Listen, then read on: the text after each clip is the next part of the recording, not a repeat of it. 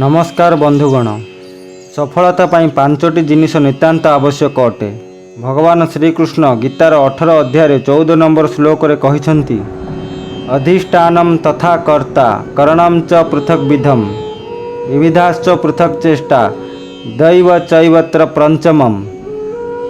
अधिष्ठानम अर्थ foundation बा आपणक कर्मर उद्देश्य कौन, मु कौन करुछि, मु कौन पाई करुछि, मु केमिति करिबि, यही सब प्रश्नर उत्तर मनरे परिष्कार भावे थिबा आवश्यक।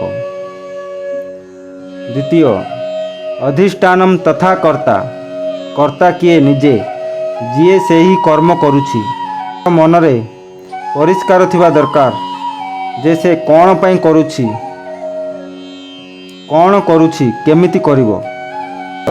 करणम च पृथक विधम अर्थात ସେହି कर्म ପାଇଁ ଆପଣଙ୍କର ଯେଉଁ ଯେଉଁ ଇନ୍ଦ୍ରିୟର ଆବଶ୍ୟକ ତାହା ଆପଣଙ୍କ ଆୟତରେ ଥିବା ନିତାନ୍ତ ଆବଶ୍ୟକ। ଚତୁର୍ଥ, ବିବିଧାଶ୍ଚ ପୃଥକ ଚେଷ୍ଟା। ନିଜକୁ ବହୁତ ପ୍ରକାର ଚେଷ୍ଟା କରିବାକୁ ପଡ଼ିବ।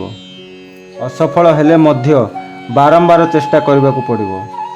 ପଞ୍ଚମ, ଦୈବ ଚୈବତ୍ର ପଞ୍ଚମମ୍ ଅର୍ଥାତ ଭଗବାନଙ୍କ କୃପା ପାଇଁ କିଛି କରିବାକୁ ପଡ଼େ ନାହିଁ।